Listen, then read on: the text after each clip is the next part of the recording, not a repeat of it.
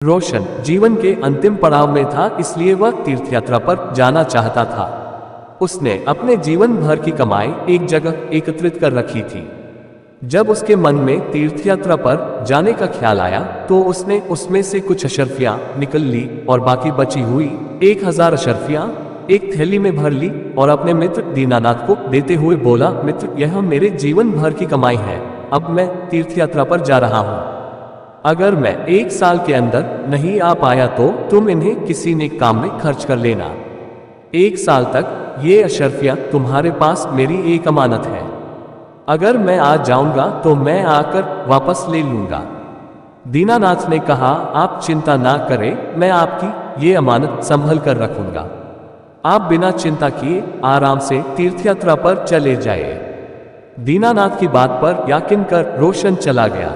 इतना सारा धन देखकर दीनानाथ का मन बदल गया और उसने उन सारी अशर्फियों को हजम करने की ठान ली। 1 वर्ष बाद जब रोशन तीर्थयात्रा से वापस आ गया और दीनानाथ के पास अपना धन लेने गया तो दीनानाथ ने धन देना तो दूर रोशन को पहचानने से भी इनकार कर दिया और उसे बेइज्जत करके घर से भगा दिया।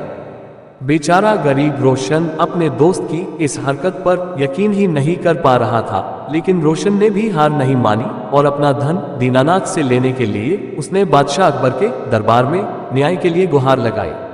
अब दीनानाथ को भी दरबार में बुलाया गया, लेकिन दीनानाथ अभी भी रोशन को पहचानने से इनकार कर रहा था। रोशन के पास अपनी बात को साबित करने के लिए ना तो कोई गवाह था और ना ही कोई सबूत। सच्चाई का पता करने के लिए बादशाह ने यह मामला बीरबल को सौंप दिया। बीरबल ने दोनों से दोबारा पूछताछ की, लेकिन दीनानाथ अपनी बात पर अटल रहा। बीरबल ने रोशन से पूछा, तुमने किसके सामने अपना धन दीनानाथ को दिया था? हुजूर, बस एक आम के पेड़ के नीचे मैंने धन दिया था और कोई गवाह नहीं था। इसका मतलब तुम्हारा गवाह आम का पेड़ है। जाओ तो उस आम के पेड़ से कहो कि वो तुम्हारे पक्ष में गवाही दे।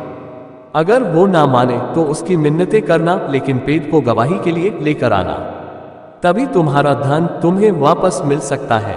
बेचारा रोशन बदबदता हुआ चला गया। पेड़ भी भला गवाही दे सकता है। दीनानाथ और बीरबल महल में ही रोशन का इंतजार करने लगे। जब कुछ समय गुजर गया तो बीरबल बोला, अब तक तो रोशन आम के पेड़ के पास पहुंच गया होगा और उससे मिन्नतें कर रहा होगा। तभी दीनानाथ बोला, रोशन तो वृद्ध आदमी है, वो इतनी जल्दी वहां नहीं पहुंच सकता। अभी तो उसे काफी समय लग जाएगा क्योंकि वहां का रास्ता भी साफ नहीं है। बीरबल शांत होकर रोशन का इंतजार करने लगे। बहुत देर बाद रोशन महल में आया और बोला, महाराज, मैंने पेड़ से बहुत मिन्नतें की, लेकिन वो वही का वही खड़ा रहा। अब आप ही बता दीजिए मैं क्या करूं? बीरबल ने रोशन को आश्वासन देते हुए कहा, तुम चिंता मत करो, पेड़ तुम्हारे पक्ष में गवाही देकर चला गया है। दीनानाथ ने आश्चर्यचकित होकर पूछा, पेड़ कब आया? मैं तो कब से यही बैठा हुआ हूँ। बीरबल बोले, दीनानाथ, जब मैंने तुमसे पूछा था कि रोशन उस पेड़ के पास पहुंच गया होगा तो तुमने तुरंत इनकार कर दिया। इसका मतलब कि तुम उस जगह के बारे में अच्छी तरह जानते थे, लेकिन तुम झूठ बोल रहे थे। अब तुम सीधे सीधे अशर्फियों के बारे में बताते हो या मैं अपने तरीके से पूछूं? बेचारे दीनानाथ ने डर के मारे सब कबूल कर लिया। उसने रोशन से माफी मांगकर उसका सारा धन वापस कर दिया।